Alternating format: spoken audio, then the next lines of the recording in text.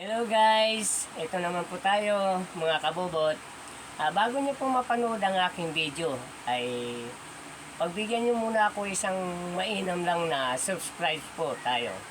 Ito po tayo ngayong umaga ay magpe-prepare po tayo ng isang tinatawag na preparation sa pagluluto sa paghahanda po natin ng hapagkainan po ng aking mga player.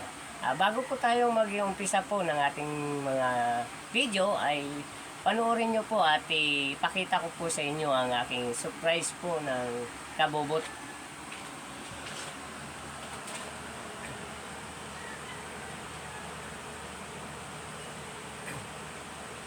Ayan po ang aking video.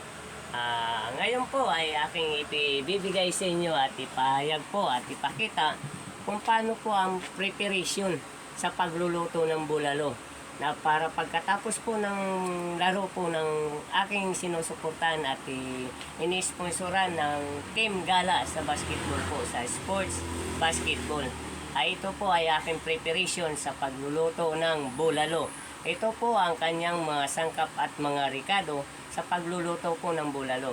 Ipakita ko po sa inyo. Ayun po ang tinatawag na karni ng baboy. Karni ng baboy. At yung mga kanyang mga rikado. Ang rikado niya po ay mayroon po tayong saging at mais, sweet corn, at mayroon po tayong repolyo. Repolyo. At mayroon po tayong pitsay. At mayroon po tayong kamatis, sibuyas, luya, at sitaw. At mayroon po tayong tinatawag na pampasarap. Pork po siya, baboy. Pork. At mayroon po rin siyang kasamang magic sarap. Kaya pinasarap.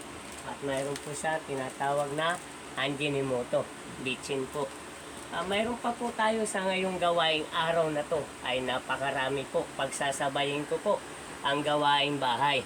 Ito naman po ang umpisahan ko sa paggagawa ay magluluto po ako ng bulalo muna sa aking hapagkainan sa aking mga player. Pagkatapos naman po ng aking pagluluto ay mayroon po akong ilut na gagawin. Gagawa po ako ng aking tricycle.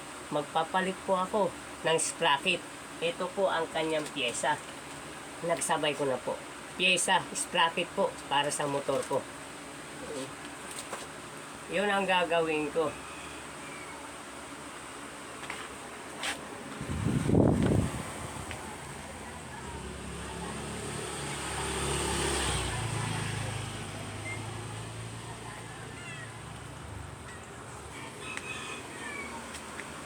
At pagkatapos naman po ng aking paggawa ng aking tricycle ngayong araw, ay isusunod ko naman po ang pag-prepare ng pagkakabit ng Christmas light para sa aking palamuti kagandahan ng aking bahay.